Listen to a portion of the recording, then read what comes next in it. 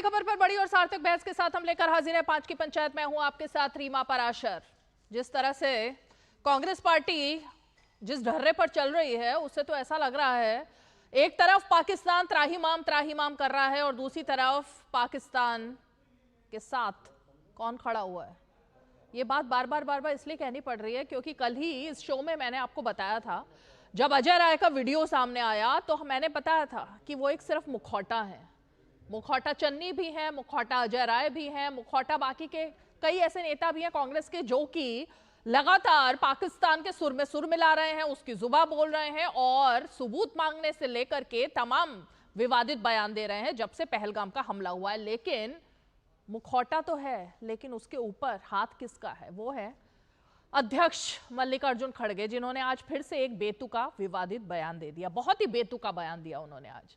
एक तरफ official line बार बार ये कहा जा रहा है हम सरकार के साथ हैं, सरकार जो भी कदम उठाएगी हम उनके साथ हैं, लेकिन दूसरी तरफ जब भी मौका मिल रहा है बोलने का, माइक सामने आता है और कांग्रेस के नेता आग उगलने लगते हैं भारत के खिलाफ, सरकार के खिलाफ, उसके फैसलों के खिलाफ, सेना के खिलाफ, कभी सबूत तो कभी कुछ। और आज खड़गे जी ने एक नई बात कह दी। उन्होंने एक ऐसा दावा कर दिया जो किसी भी भारतीय को पचेगा नहीं, क्योंकि सभी जानते हैं देश का सम्मान, सेना का सम्मान प्रधानमंत्री नरेंद्र मोदी और सरकार किस तरह से आगे बढ़ा रही है। जो भी दुश्मन है उसकी आंख में आंख डालकर बात की जाती है, आतंकियों के पैर कांपते हैं। लेकिन उनका कहना था कि पहलगाम हमले से 3 दिन पहले ही सरकार को पूरी जानकारी मिल गई थी। उसके बाद प्रधानमंत्री का दौरा रद्द कर दिया गया और उसके बाद 3 दिन तक ये खबर छुपाकर रखी गई और 3 दिन बाद पहलगाम का हमला हो गया। ये उनके सोर्सेज ने उनको जानकारी दी है। अब इतना सनसनीखेज बयान देकर वो क्या राजनीति करना चाहते हैं, आज जरा इसी पर चर्चा करेंगे। क्योंकि अब तक उन्होंने सबूत भी मांगे, अब तक उन्होंने कई और सवाल खड़े किए, कभी राफेल पर, कल आपने वीडियो देखा अजय राय का, लेकिन आज तो ये दावा करना कि सरकार के पास हमले की 3 दिन पहले से जानकारी थी, सरकार ने वो जानकारी अपने पास दबाए रखी और ये सब होने दिया। इतना बड़ा आरोप, इतना सनसनीखेज आरोप, पाकिस्तान में बैठे हुए जो लोग हैं कितने खुश हो रहे होंगे वो ये सब सुनकर। तभी वहां पर लगातार कांग्रेस के नेताओं के वीडियो वायरल हो रहे हैं। लगातार ही कहा जा रहा है कि पाकिस्तान में नहीं तो भारत में तो कुछ लोग ऐसे बैठे हैं जो कि हमारा साथ दे रहे हैं। यही है वो चुनिंदा चेहरे, इन्हीं को आज बेनकाब करेंगे। लेकिन साथ साथ में ये भी बता दें कि मॉक ड्रिल आज भी कई जगह हुआ है और कल सुबह भी सायरन बजेगा। 10:45 से लेकर तमाम पूरे देश में जो 244 जगह हैं देश भर के अलग अलग शहरों में, वहां पर मॉक ड्रिल होगा। उसकी तमाम कैसे आपको सतर्क रहना है, किस तरह से सरकार के साथ आपको मिलकर काम करना है, वो तमाम जानकारियां डीडी न्यूज के माध्यम से भी आपको लगातार मिलेंगी। लेकिन सबसे पहले जरा इस खबर पर और खासकर ये जो कांग्रेस का सायरन बज रहा है इस पर जरा बात करते हैं और तस्वीरें देखिए।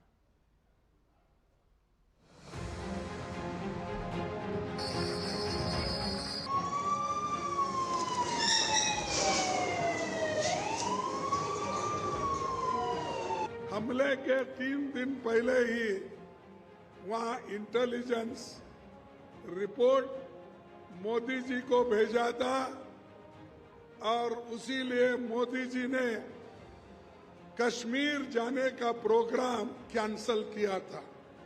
ये मैं एक पेपर में पढ़ा।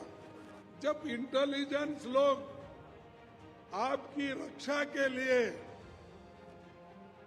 ये कहते हैं आप जाना मुनासिब नहीं है, तो आप वही बात अपने इंटेलिजेंस लोगों को, सिक्योरिटी को, वहां के पुलिस को, वहां के बॉर्डर फोर्स को आपने क्यों नहीं इत्तला दिया और क्यों ये सुरक्षित लोगों का सुरक्षितपन क्यों नहीं किया?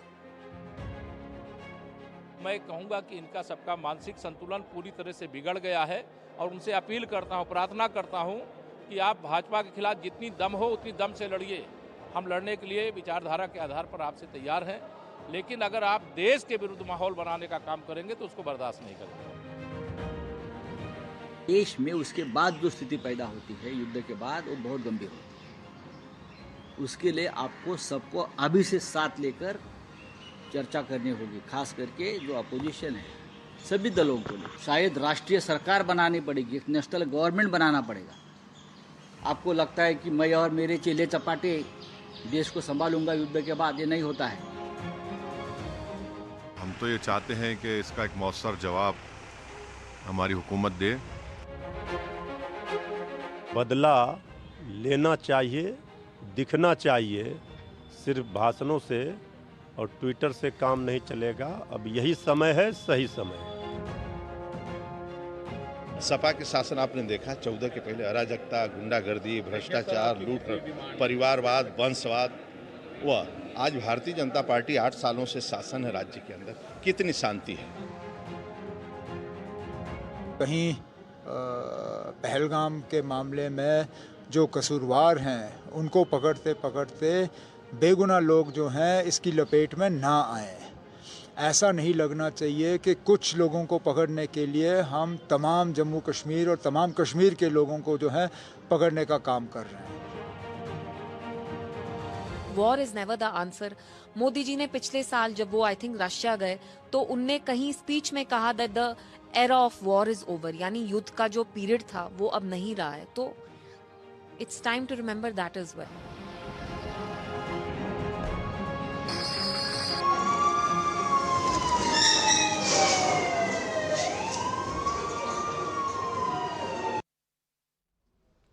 तो ये हालत है इस वक्त।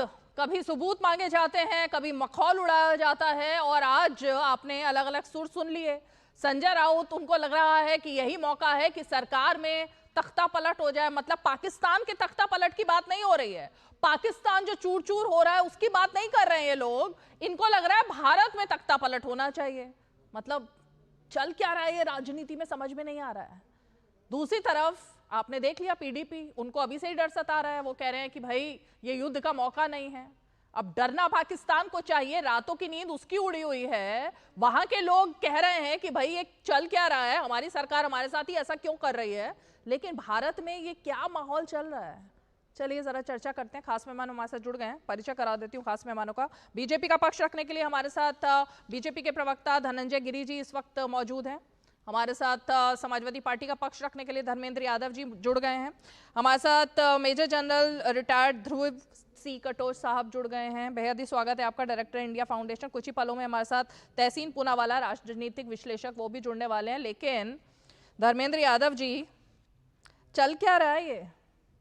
पाकिस्तान के नेताओं की नींद उड़ी हुई है, आवाम की नींद उड़ी हुई है, पूरा विश्व जो है वो भारत के साथ खड़ा है। लेकिन ये राजनीतिक दलों को क्या हो गया, विपक्ष के वही नहीं खड़े हैं भारत के साथ। हर रोज चैनल खोलो और सुबह से माइक लगते ही आग उगलनी शुरू हो जाती है। रीमा जी, पूरा विपक्ष सरकार के साथ है। आतंकवाद के खिलाफ जितनी कड़ी से कड़ी कार्रवाई हो सकती है, जब सेना मुनासिब समझे वो करे। और अब तो मिनिस्ट्री ऑफ होम अफेयर्स की गाइडलाइन आ गई है रिहर्सल और मॉक ड्रिल का। तो मुझे लगता है कि रिहर्सल, मॉक ड्रिल और हमला, बदला, इन सब चीजों पर प्रसारण पूरी तरह से बंद हो जाना चाहिए। इस पे कोई डिबेट का विषय नहीं बचा। अब इसमें जो डिबेट करेगा वो देशद्रोही की श्रेणी में आएगा, क्योंकि हम देश की नीतियों को ऑनलाइन प्लेटफॉर्म पे आके डिस्कस कर रहे हैं। मॉक ड्रिल में क्या होगा, हम कहाँ छुपेंगे, कहाँ हमारे बंकर हैं, कहाँ हमारे एयरपोर्ट हैं, ये सारी जानकारी भी हम पाकिस्तान को दे देंगे, जो कि हमें नहीं देनी चाहिए। तो देश की जनता को जानकारी कैसे देनी है? देश की जनता को जानकारी कैसे देनी है? आपके टेलीविजन से नहीं देनी है। अरे कैसे देनी है, मैं आपसे जानना चाहती हूँ। बता रहा हूँ, मॉक ड्रिल से देनी है, रिहर्सल से देना है, ऐसे देना और कैसे देना है? आपको लगता है कि आपके डिबेट से लोग जागरूक हो जा रहे हैं, ऐसा लगता है आपको? अच्छा, तो आपको लगता है कि हर किसी के घर में जाके, एक एक शख्स के घर में जाके मॉक ड्रिल करनी चाहिए सरकार को? नहीं, हमें लगता है कि डीडी न्यूज का एक बहुत बड़ा स्क्रीन ले जाकर के बॉर्डर पे लगा देना चाहिए और वहां से फायर कर देनी चाहिए। सर, पाकिस्तान खत्म हो जाएगा। आप कर रहे हैं, मैं समझ सकती हूँ, लेकिन इसकी कोई जरूरत बिल्कुल नहीं। समझना चाहिए आपको। देश के साथ अगर जो नहीं खड़ा होगा उसे ऐसे समझ में आएगा।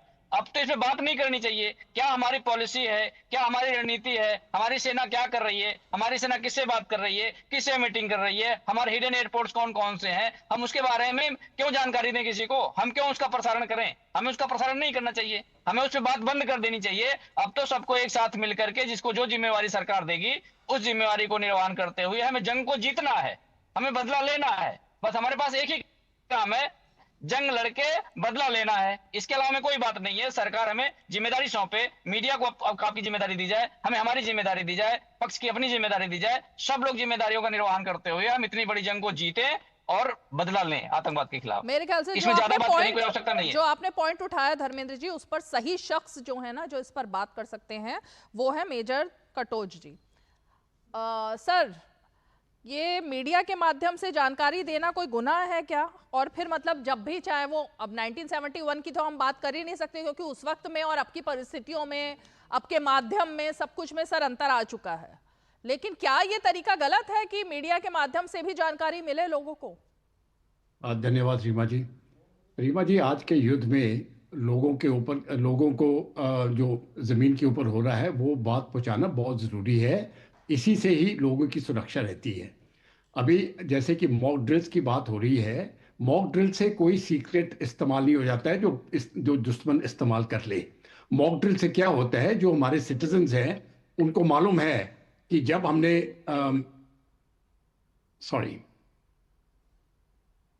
Please continue. उनको मालूम है कि जब हम अपनी बात आगे, लोगों को मालूम है कि जैसे कि एयर रेड सायरन बजेगा तो उस टाइम पर कहाँ जाना है। उनको मालूम होगा कि रात को अपने लाइटें जो है वो बंद करनी है। ये जानकारी देना जरूरी है उनकी सुरक्षा के लिए। इससे कोई सीक्रेट लीक नहीं होती है और ना ही तो दुश्मन को मालूम होगा आगे क्या होने वाला है। तो कई लोगों को ये बात समझ नहीं आती है, लेकिन ये समझाना बहुत ज़रूरी है। इसलिए मैं समझता हूँ मीडिया का बहुत बड़ा रोल है। दूसरी बात कही कि यहाँ पर डिस्कशन हो जाता है, टारगेट्स क्या हो सकते हैं।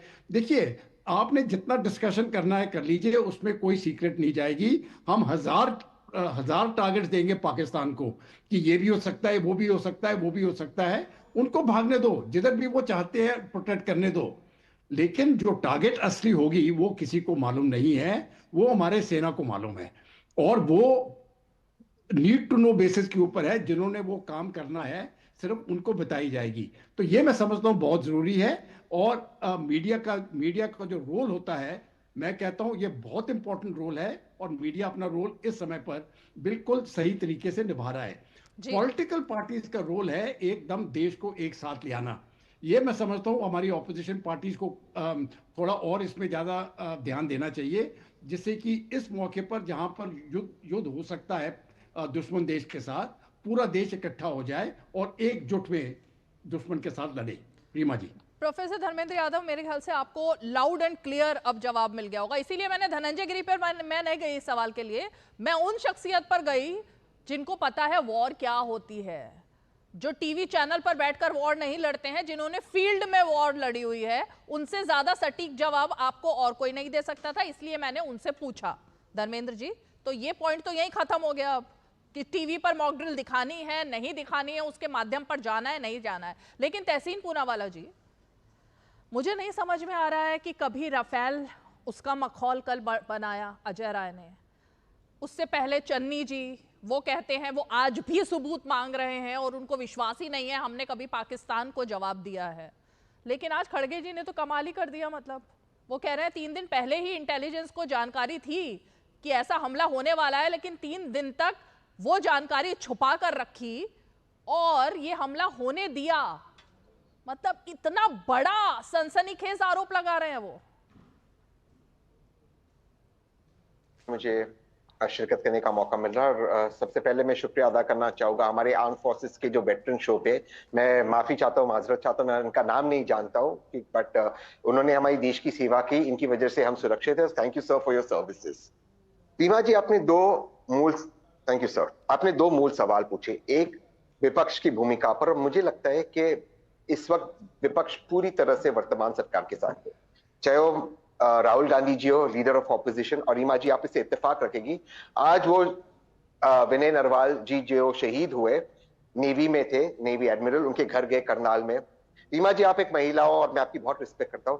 जिस तरह से एक पॉलिटिकल पार्टी के ऑनलाइन गुंडों ने उस लड़की को, जिसने अपना पति खोया है, जिस तरह से ट्रोल किया, मैं आज पूछना चाहता हूं आपसे, क्या राहुल गांधी जी ने सही किया, विपक्ष ने सही किया कि नहीं किया उसके साथ जाकर खड़ा होना? और मैं आपसे पूछना चाहता हूं, क्या सरकार के लोग उस लड़की के साथ खड़े थे?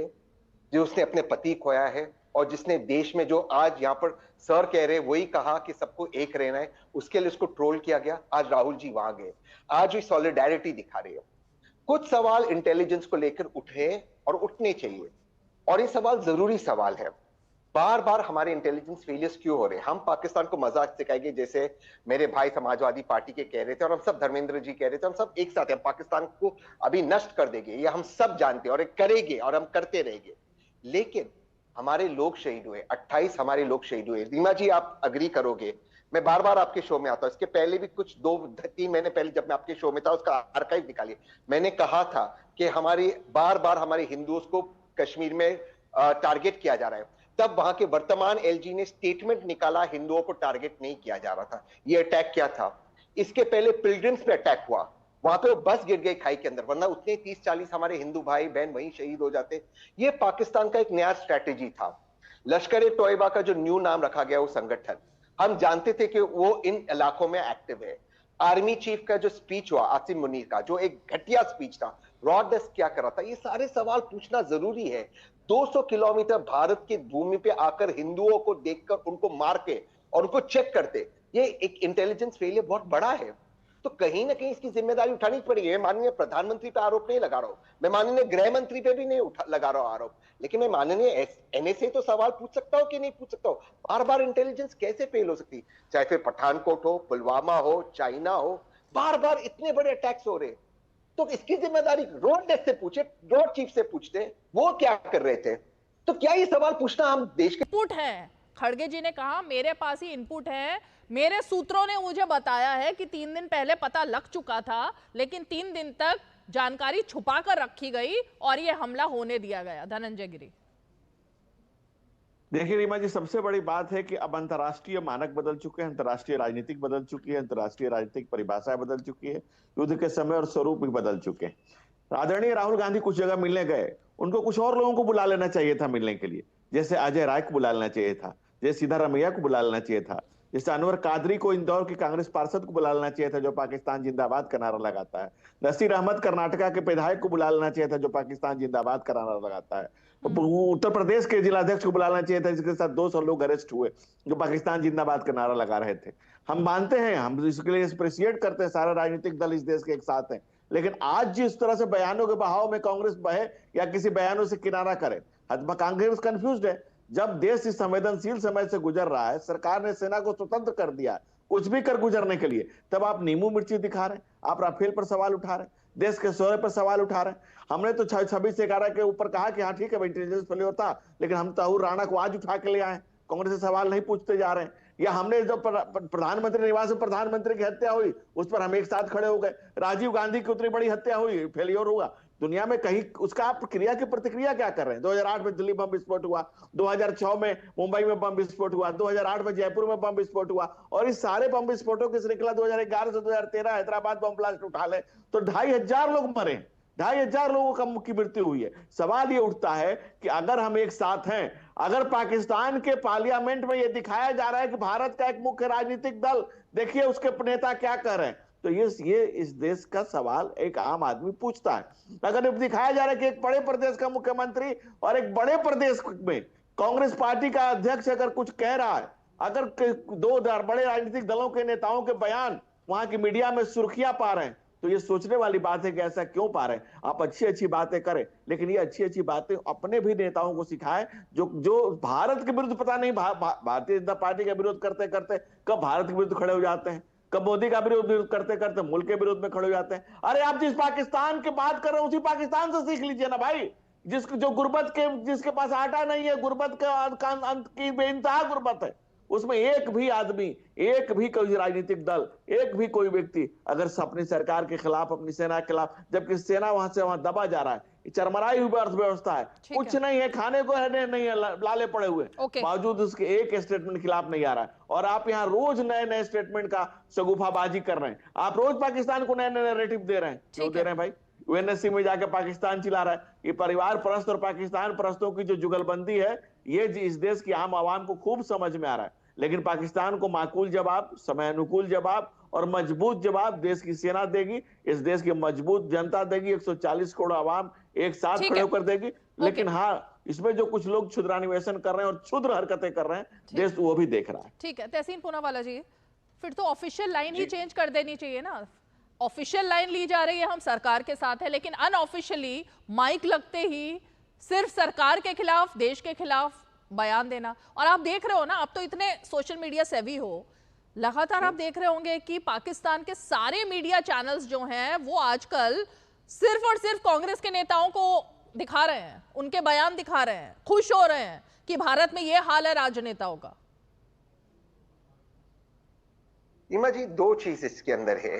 पाकिस्तान क्या कहता है, क्या करता है, उससे हमें कोई मतलब नहीं है। पाकिस्तान एक लोकतांत्रिक मुल्क नहीं है, इनफैक्ट वो एक फेल मुल्क है। वो क्या करता है, वो किसके बयान उठाए थे, उन्होंने खट्टर साहब के बयान भी था जब 370 को अबॉलिश किया गया था।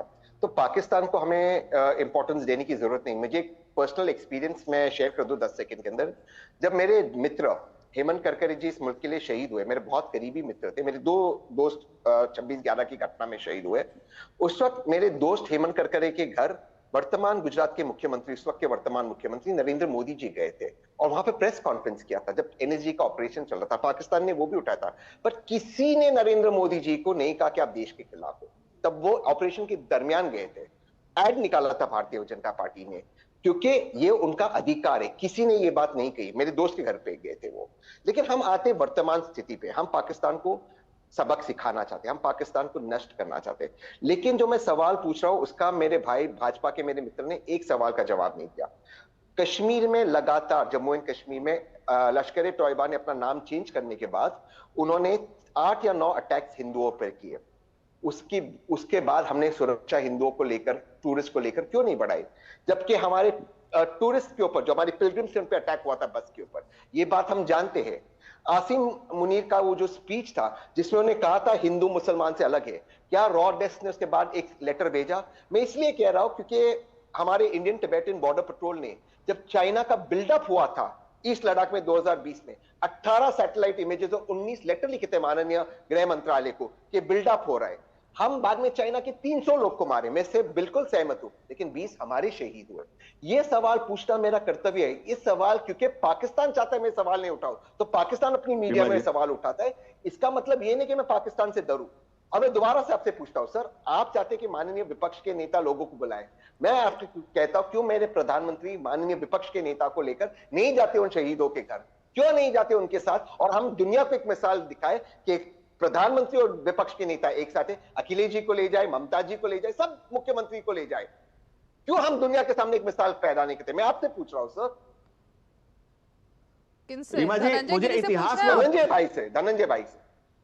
हाँ रीमा जी, मुझे इतिहास में तहसीन भाई एक घटना बता दें कि जब प्रधानमंत्री विपक्ष के नेता को लेकर के गए हो। मैं आपको घटना बताता हूं, जब यूएनओ में पाकिस्तान भारत के खिलाफ एजेंडा कर रहा था, हम नेता प्रतिपक्ष होते हुए भी गए और हमने मुंहतोड़ जवाब दिया। और इसका बेनजीर भुट्टो ने इसको कहा था कि पाकिस्तान कैसा मुल्क, हिंदुस्तान कैसा मुल्क है और पाकिस्तान कैसा मुल्क है। हिंदुस्तान एक अजीबोशान मुल्क है कि जिसका नेता प्रतिपक्ष आकर के पाकिस्तान की धुलाई कर देता है। हमने वो नजीर पेश की। दूसरी बात, आप कश्मीर की अधूरी तस्वीर ना पेश करें, आप कश्मीर की पूरी तस्वीर पेश करें। धारा 370 हटाने के बाद कांग्रेस के बड़े बड़े नेता काले कोट पहन करके वकालत करने गए 370 के पक्ष में। आज 370 हटाने का क्या परिणाम है कि पाकिस्तान का आम मुसलमान खड़ा है और पाकिस्तान मुर्दाबाद के नारे लगा रहा है। सड़कों पर पहली बार भारत माता के तिरंगे लेकर लोग निकले हैं और मजम्मत की है, और बड़े जोरों शोर से पुरजोर मजम्मत की है। और जितनी मजम्मत की है उससे ज्यादा हम मरम्मत करेंगे पाकिस्तान की। लेकिन आप सिर्फ इतना कर दीजिए, हुजूर आली सिर्फ इतना कर दीजिए कि कम से कम अपने बड़बोले नेताओं की जबान सील दीजिए,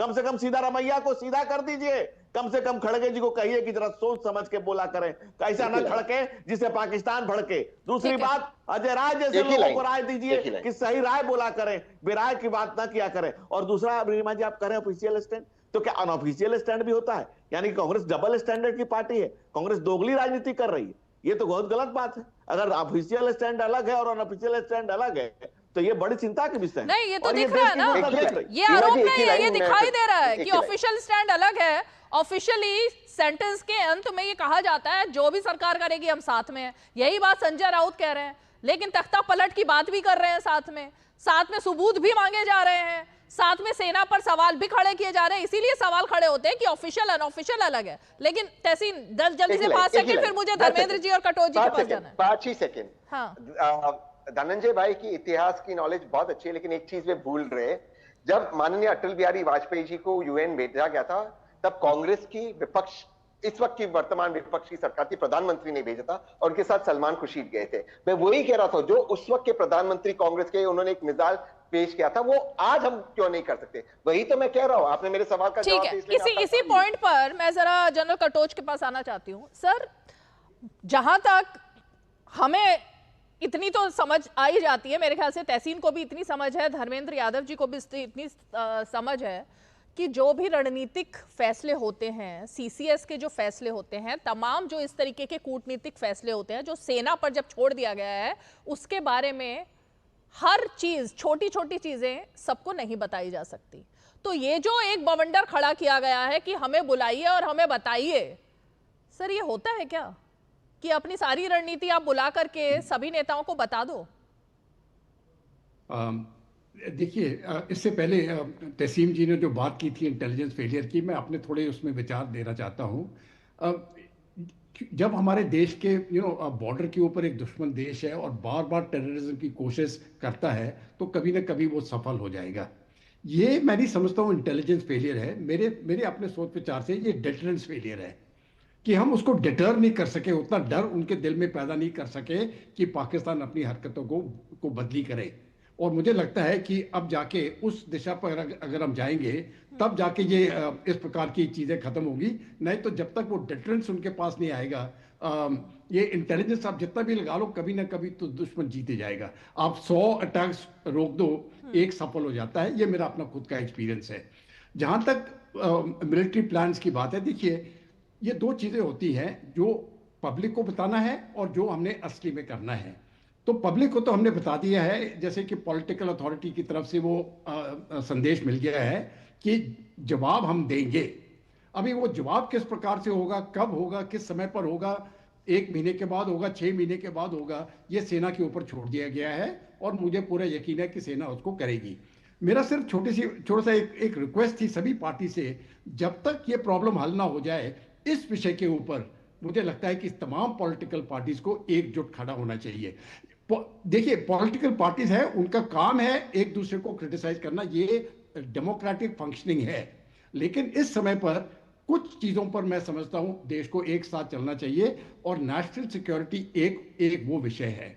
राहुल गांधी जी ने जो स्टेटमेंट दिया है, मैं इससे बिल्कुल तरह से सहमत हूं। उन्होंने बिल्कुल साफ पार्लियामेंट में कह दिया है कि हम रूलिंग पार्टी के साथ है इस विषय के ऊपर। और मैं समझता हूँ अगर तमाम पॉलिटिकल पार्टी उस रास्ते पे चलें और अपने विचार कहीं भी बताने हैं वो बताते रहें। हाँ। क्योंकि पॉलिटिकल पार्टीज का मतलब ये होता है, नहीं तो वो ऑपोजिशन में उनका रहने का क्या फायदा है। ठीक है। लेकिन नेशनल सिक्योरिटी के ऊपर खास करके इस समय पर मैं समझता हूं ये बहुत जरूरी है। इससे हमारा जो सैनिक हैं, जो आगे हैं, जो बॉर्डर के ऊपर हैं और जिन्होंने आगे लड़ना है, मैं आपको यकीन दिलाता हूं जब उनको ये भरोसा हो जाता है कि पूरा देश और तमाम पॉलिटिकल पार्टीज हमारे पीछे हैं, उनका मनोबल जो है वो बहुत बढ़ जाता है। और ये मैं आपको गारंटी दे सकता हूं, आप जिस प्रकार से उनका मनोबल बढ़ा सकते हैं, हमारे पॉलिटिकल लीडर जिस प्रकार से बढ़ा सकते हैं, ये आप उसका यकीन नहीं कर सकते हो। ये बहुत इंपॉर्टेंट रोल है और हमारी सभी से यही प्रार्थना है कि इस रोल को पूरी तरह से बिल्कुल बिल्कुल। प्रोफेसर धर्मेंद्र यादव, यही पॉइंट है, सेना पर भरोसा रखा जाए, सेना का मनोबल तोड़ने के लिए बयान ना दिए जाए। यही छोटी सी रिक्वेस्ट है जो की जा रही है। जी, मेजर साहब ने कितनी बड़ी बात बोल दी, शायद आपने गौर नहीं किया उस पर। मैं उस पर आपका ध्यान आकर्षित करना चाह रहा हूं। मेजर साहब ने कहा कि पाकिस्तान के अंदर वो डर आज तक हम पैदा नहीं कर पाए। मेजर साहब ने कहा कि आतंकवाद के मन में हम वो डर पैदा नहीं कर पाए जिससे वो डरे भारत की तरफ देखने के लिए। यही बात तो हम बार बार उठाते हैं।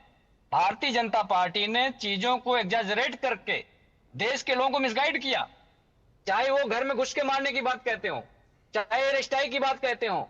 आप करते इतना है, दिखाते इतना है, इससे लोगों में कंफ्यूजन हो गया।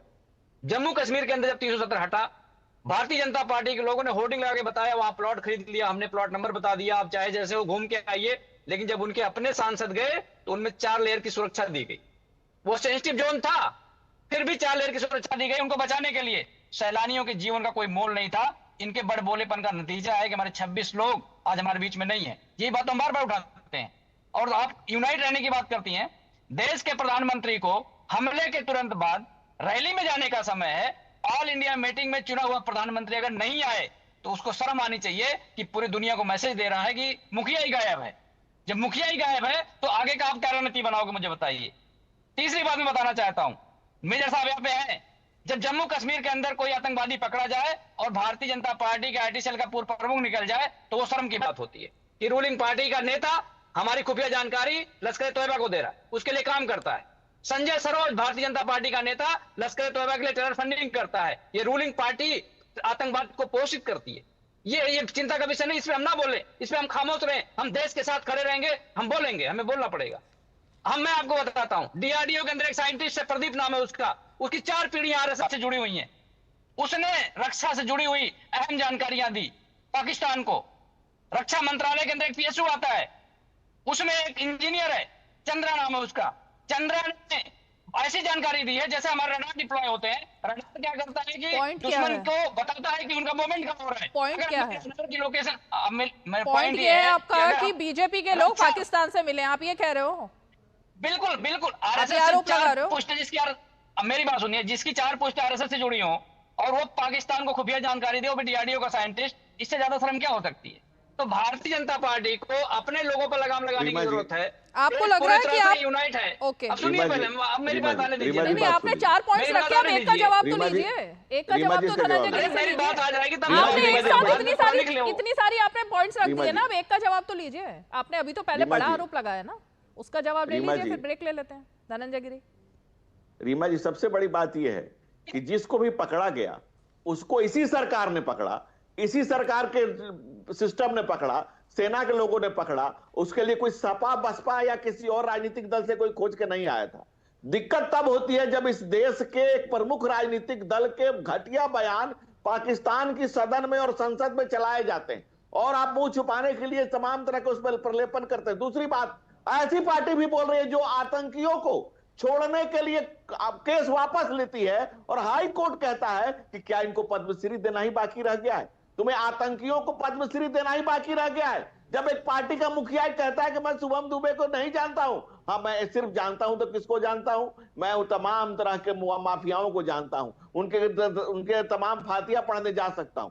ऐसी परिस्थिति में देश देख रहा है और सब कुछ समझ रहा है। जब आप एक राजनीतिक दल, एकदम बड़ा राजनीतिक दल जिसके धर्मेंद्र यादव जिस पार्टी से आते हैं, उसके मुखिया का बयान जब वहां के सदन में चलता है, सिर्फ 2 ही पार्टियों का चल रहा है, कांग्रेस पार्टी का और इनका, तब ये पता चलता है, तब ये जानना पड़ता है, तब ये पूछना पड़ता है रिश्ता क्या कहलाता है। दूसरी बात, आप सबसे इंपॉर्टेंट बात, देश के प्रधानमंत्री अपना दौरा छोड़ करके आते हैं, गृह मंत्री इमीडिएट चले जाते हैं प्रधानमंत्री के इंस्ट्रक्शन पर, एयरपोर्ट पर ही सारा कुछ कर दिया जाता है और फिर पब्लिक मीटिंग में जाकर के एक बड़ा संदेश देते हैं कि पाकिस्तान तुम्हें नेस्तनाबूद करके छोड़ेंगे, तुम्हारे नापाक इरादे को खत्म कर देंगे। तो ये गलत इंफॉर्मेशन जो लगातार दी जा रही है कि प्रधानमंत्री अगले ही दिन चले गए, अगले दिन प्रधानमंत्री नहीं गए थे, 2 दिन के बाद गए थे।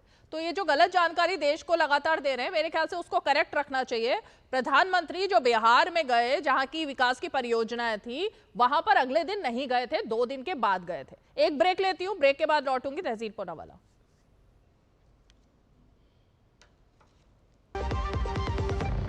Assam tea and the culture around it is so unique and integral to the identity of Assam that we can't even think of Assam without tea. 200 glorious years of Assam tea. The saga will continue for many more centuries to come.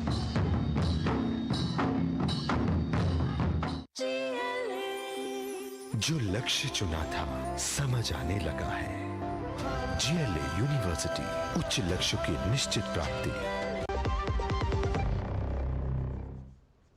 चलिए वापस लौटकर धर्मेंद्र यादव जी उसी point पर आते हैं, आप दोनों के पास, तहसीन और धर्मेंद्र यादव।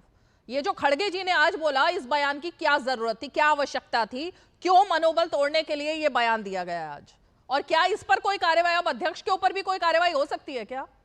बाकियों पर तो चलिए टाइट कर दिया आपने सर्कुलर जारी करके, लेकिन जब अध्यक्ष ही ऐसे बोलेंगे तो क्या होगा?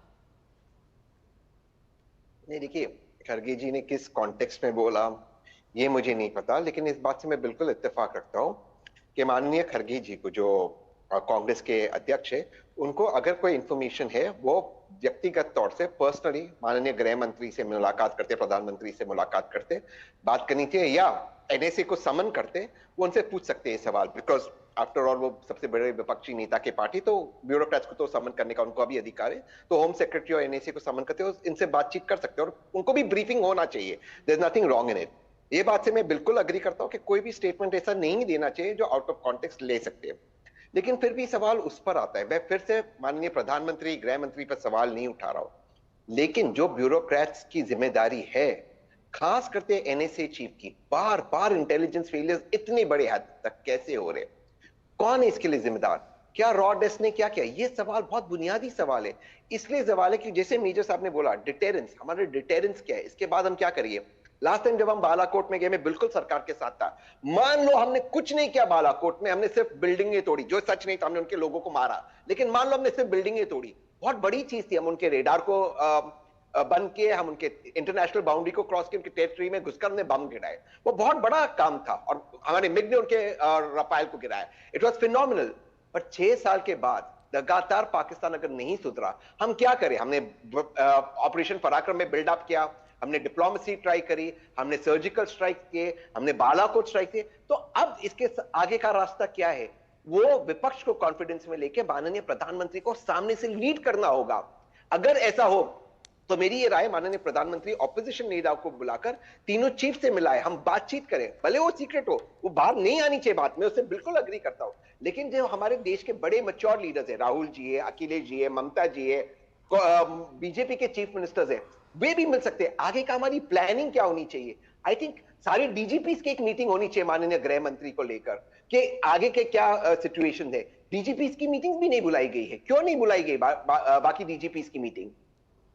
क्या डीजीपी कश्मीर को लगातार बैठ के हो रही है, लेकिन क्योंकि आपने अब ऐसी बात कही, नहीं, मैं ऑफिशियल मीटिंग की बात कर रहा हूं, आपने क्योंकि जनरल कटोच की बात कही है, तो मैं उन्हीं से जरा पूछूंगी, सर आपने भी एक ऐसी बात कही माफी चाहता हूं जनरल साहब, सॉरी, डर नहीं आ पा रहा है, तो सर मैं ये जानना चाहती हूँ, जो मेरा डाटा कहता है वो है 4766, 2004 से 2014 के बीच इतने लोग मारे गए थे आतंकवादी हमलों में।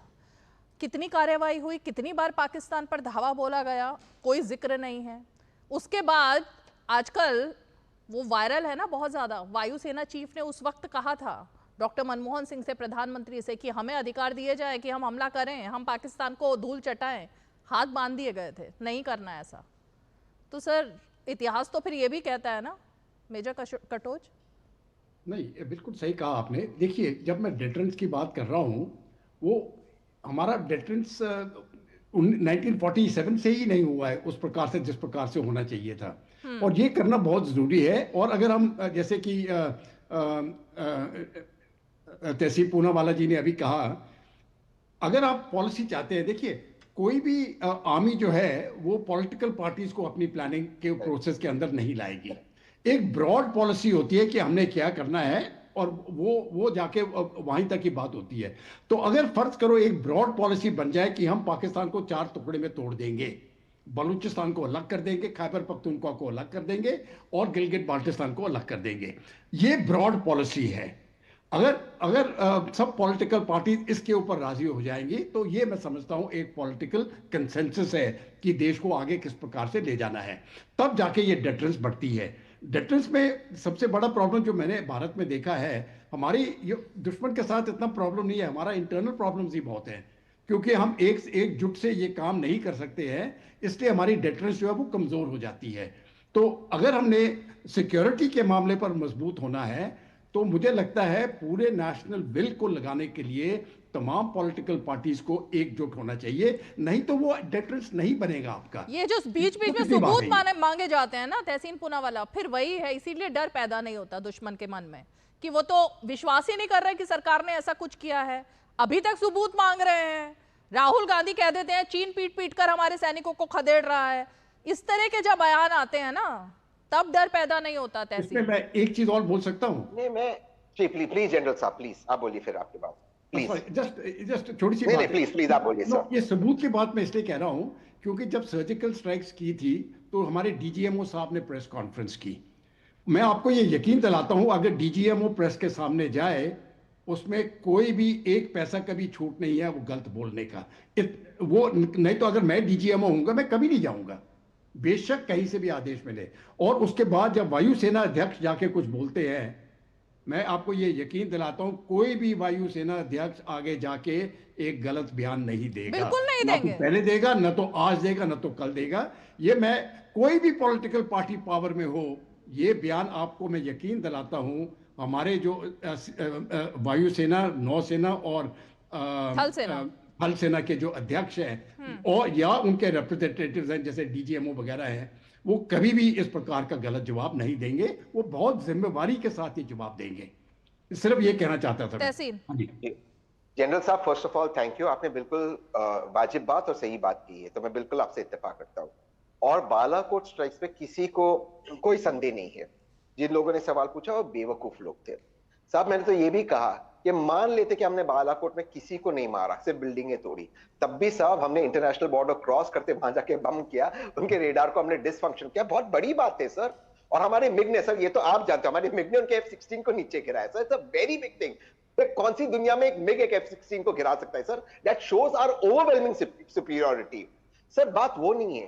बालाकोट के बाद या स्ट्राइक्स के बाद या ऑपरेशन पराक्रम के बाद या कारगिल में फतेह के बाद या 71 के बाद या इंटरनेशनली उनको आइसोलेट करते FATF ग्रे लिस्ट पे लाने के बाद पाकिस्तान तब भी अपनी हरकतों से बाज नहीं आ रहा है। हमने सब कोशिशें की। माननीय प्रधानमंत्री ने उनके प्रधानमंत्री को बुलाया, वहां गए, बिना वहां गए, वहां पर उन्होंने एक एस्टैब्लिश करने की प्रोटोकॉल, न्यू डिप्लोमेसी एस्टैब्लिश करने की कोशिश की।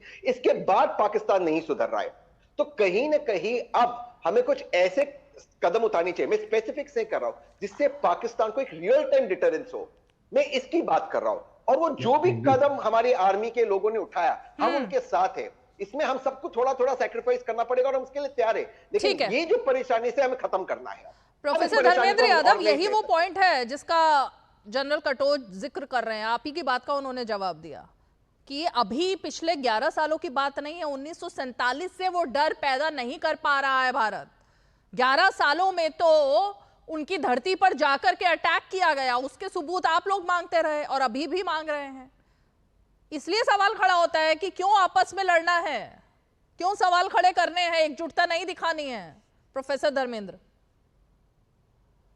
रीमा जी, मैं बार बार ये कह रहा हूं कि भारतीय जनता पार्टी का जो पॉलिसी फेल्योर है, उसको जिस दिन भारतीय जनता पार्टी मान लेगी उस दिन देश की सीमाएं सुरक्षित हो जाएंगी। मतलब पहले नहीं था फेलियर, सुरक्षित हो जाए। पहले फेलियर नहीं था, आप ये कह रहे हो?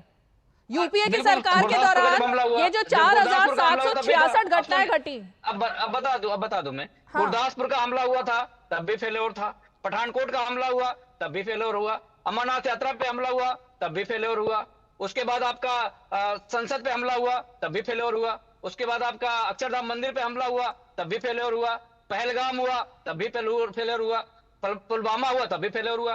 पुलवामा के समय इंटेलिजेंस के इनपुट थे, उसके बावजूद भी 2500 सैनिकों को रोड से डिप्लॉय करना, रोड से भेजना, एयरलिफ्ट नहीं कराना, ये नाकामी है, पॉलिसी फेलियर है सबसे बड़ा।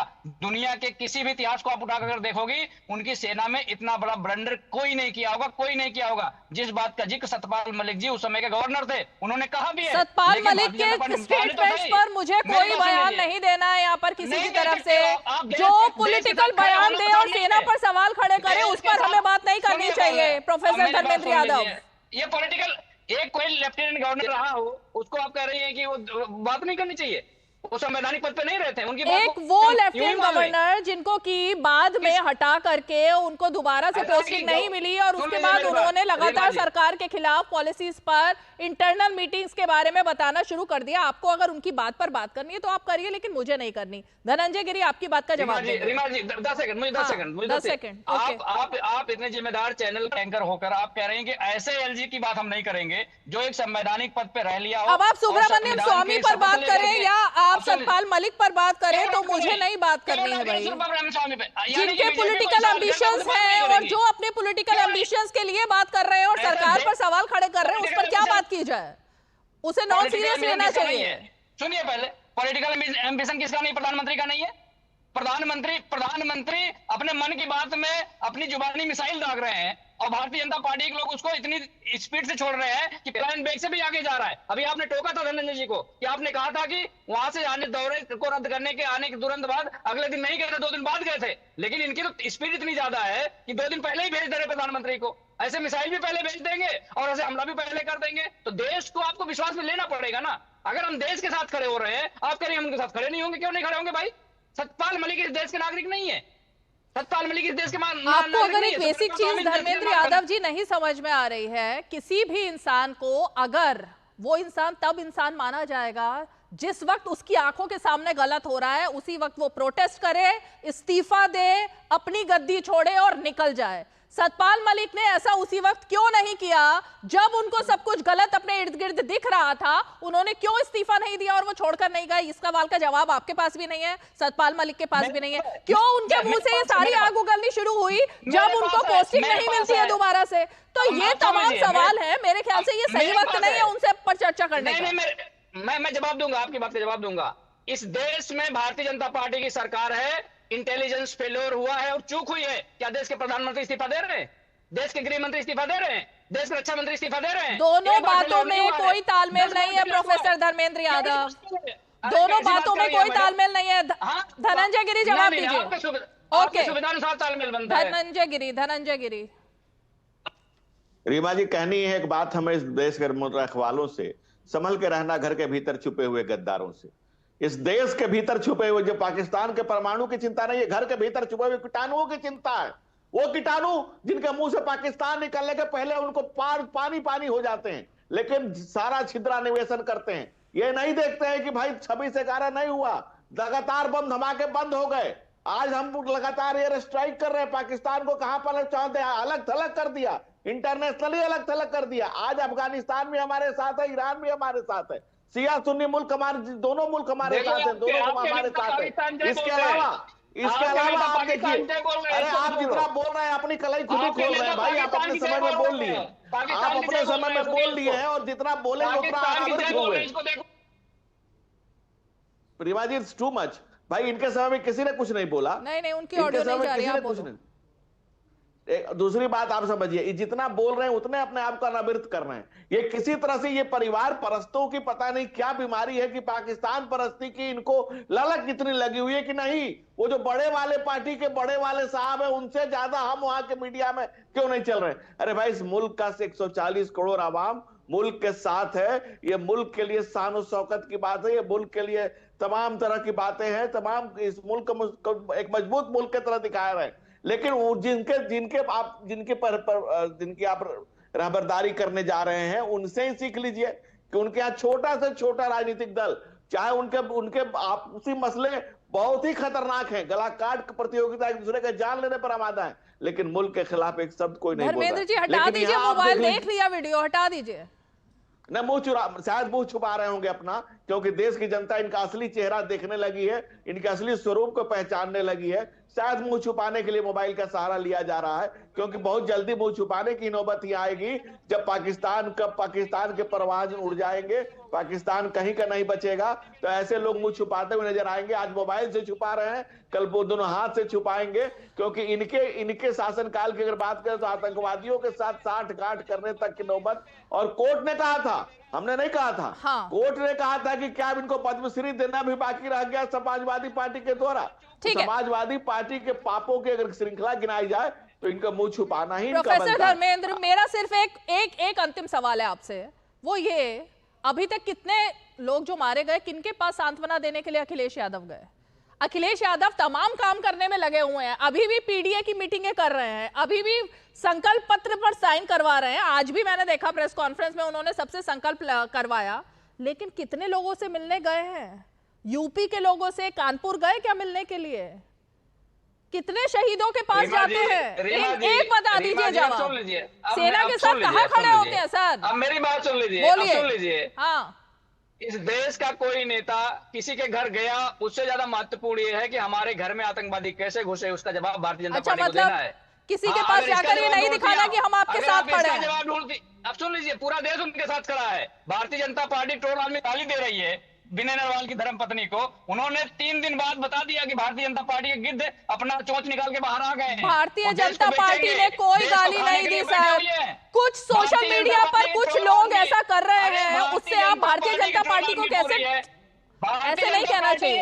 अरे जिसके पार्टी का प्रमुख कहता हूँ तो मैं शुभम द्विवेदी को नहीं जानता हूँ, मैं तो सिर्फ माफियाओं को जानता हूँ, आतंकवादियों को जानता हूँ।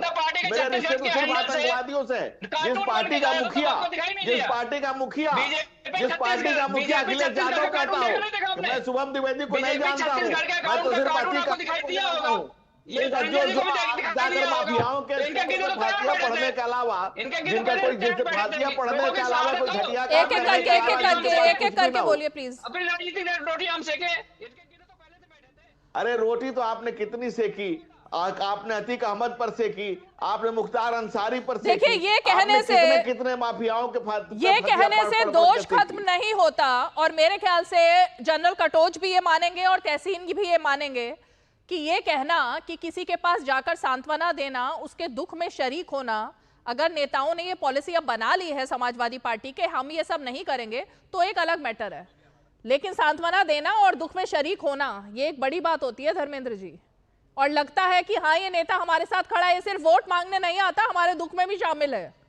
लेकिन अखिलेश यादव ने करके दिखा दिया कि उनको नहीं जाना है।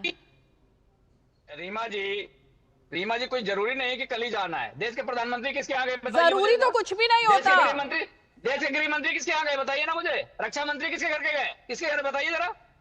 अगर आप अपनी बात को जस्टिफाई करने के लिए कुछ भी बोलना चाहें तो आप बोलिए, लेकिन ये गलत तरीका है प्रोफेसर धर्मेंद्र, गलत तरीका। रक्षा मंत्री तहसीन पूरा वाला रक्षा मंत्री को कुछ भी नजर आता है, बहुत गलत तरीका, बहुत गलत तरीका है। ये कोई जस्टिफिकेशन नहीं है, ये कोई जस्टिफिकेशन नहीं है प्रोफेसर धर्मेंद्र। दुख में खड़े होना, इसी के लिए वोट दे करके चुना जाता है नेताओं को कि वो हमारे सुख दुख में शामिल हो। सुख में भले ही ना हो, दुख में खड़े रहें। लेकिन अखिलेश यादव और आपकी पार्टी दुख में नहीं खड़ी है, ये तो मैं कहूंगी। अरे रीमा जी आप तो कहोगे देश के प्रधानमंत्री दुख में शामिल हैं। देश के प्रधानमंत्री शामिल है या नहीं? आप अखिलेश यादव कहाँ है भाई? आप उनको भी बोलो ना। कहाँ गायब है अखिलेश यादव? अरे जी कहाँ गायब? क्यों गायब है? राहुल गांधी आज गए, राहुल गांधी लगातार जा रहे हैं, लेकिन अखिलेश यादव कहीं दिखाई नहीं दे रहे। तीनों लोग और गायब है, उनसे पूछिए ना, एक बार पूछिए कहाँ गायब है। क्यों नहीं आप नाम ले पा रही हैं? क्या कोई डर है आपको? देश के प्रधानमंत्री सवाल मैं तो पूछ रही हूँ अखिलेश यादव कहाँ गायब है, वही तो पूछ रही हूँ। कहाँ गायब है अखिलेश यादव? उनको पीडीए की चिंता है, लेकिन उनको ये चिंता नहीं है कि साथ में शहीदों के खड़े हो जाए। देश के प्रधानमंत्री होंगे वो तुरंत जाएंगे उस दिन। आप अपनी राजनीति खेलिए, मुझे इसमें नहीं पढ़ना है, लेकिन ये सवाल जनता पूछ रही है कि क्यों गायब है अखिलेश यादव, शहीदों के साथ क्यों नहीं खड़े? मोदी कभी नहीं जाएंगे, नहीं खड़े, कभी नहीं जाएंगे, नहीं खड़े। रक्षा मंत्री भी कभी। चलिए फाइनल कमेंट तहसीन पूना वाला। देखिए रीमा जी, इस वक्त भारत की सेना को खुली छूट दी गई है माननीय प्रधानमंत्री द्वारा, और हम सब प्रधानमंत्री जी वर्तमान सरकार और सेना के साथ है। हमें ये भी सोचना है कि हमारे इर्द गिर्द जो मुल्क है, चाहे पाकिस्तान हो वेस्ट में या ईस्ट में चाइना और बांग्लादेश, वो इस वक्त उनके हालात भारत से ठीक नहीं है, और चाइना ऑब्वियसली चाहेगा कि भारत प्रगति ना करे, तो ये आर्मी को खुली छूट दे, हम उनके साथ है। लेकिन इसी के साथ एक long term strategy internal security को और भी मजबूत करते, इस तरह की घटनाएं दोबारा हमारे मुल्क में ना हो, और भी कम हो, और एक भी भारतीय शहीद ना हो, इसके लिए कठोर कदम सरकार को उठानी चाहिए। और जो वर्तमान में ब्यूरोक्रेट्स है, मैं फिर से पॉलिटिकल लीडरशिप पे नहीं जा रहा हूं, उन पर कभी कहीं ना कहीं बक शुड स्टॉप और उनसे सवाल पूछना चाहिए। अगर डीजे कश्मीर को इसके बाद सस्पेंड नहीं किया गया है इस अटैक के बाद, तो मैं सोचता हूं कि ये शर्मनाक बात है। एटलीस्ट डीजी से तो सवाल पूछे कि वो कर क्या रहे थे। DG intelligence, DGP Kashmir, intelligence bureau का वहां का डेस्क जो है, रॉ डेस्क, इनसे तो सवाल पूछे कि वो कर क्या रहे थे। तहसीन मैं सिर्फ ये सारे सवाल पूछने बिल्कुल जायज हैं और पूछने चाहिए, इस पर बात भी हो रही है, लेकिन मैं सिर्फ ये जानना चाहती हूँ, जो नेता लगातार आग उगल रहे हैं, कभी एक दिन प्रेस कॉन्फ्रेंस में सबूत मांग रहे हैं, अगले दिन राफेल का मुखौटा बना करके और मखौल बनाया जा रहा है, सेना पर सवाल खड़े किए जा रहे हैं, भारत की परंपरा पर नींबू मिर्ची लगाने पर सवाल खड़े हो रहे हैं। आज खड़गे जी, इस तरह की चीजों पर कब बैन लगेगा कांग्रेस में? क्यों हाथों से खेला जा रहा है पाकिस्तान के?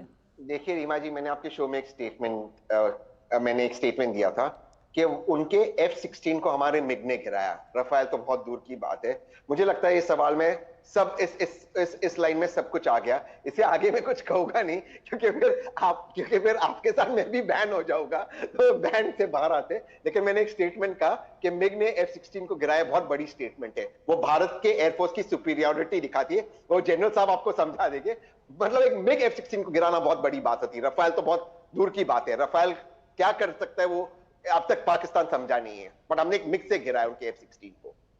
जनरल कटोच, चलते चलते सिर्फ ये जानना चाहूंगी क्योंकि कल का एक बड़ा दिन है जिसमें कि अब बताया जाएगा।